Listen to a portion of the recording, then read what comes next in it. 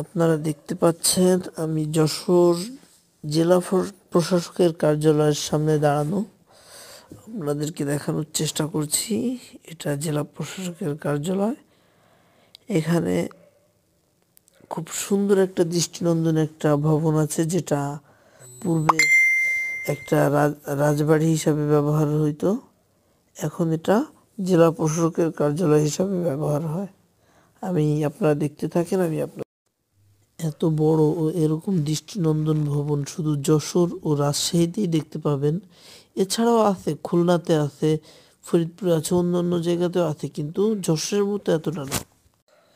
আমাদের জাতীয় পতাকা খুবই সুশৃঙ্খলভাবে বাতাসের সঙ্গে দুলছে ও উড়ছে। দেখেন পরিবেশটা কত সুন্দর, আবহাওয়াটা কত সুন্দর।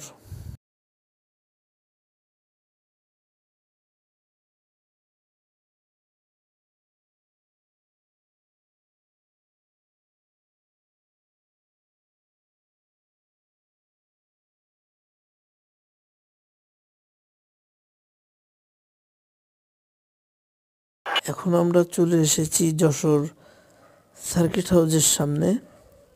দেখেন বন্ধুরা, রাস্তাটা অনেক ব্যস্ত, যার কারণে আমি ওপাশে যেতে আমার বিঘ্ন ঘটছে। আমি দেখি পর্যায়ক্রমে যাব, আপনাদেরকেও দেখাবো। দেখেন, এটা হচ্ছে যশোর সার্কিট হাউসের সামনের ফটক। কি সুন্দর বাহারি রঙের ফুল গাছ দিয়ে সাজিয়ে রেখেছে সামনের সাইডটা।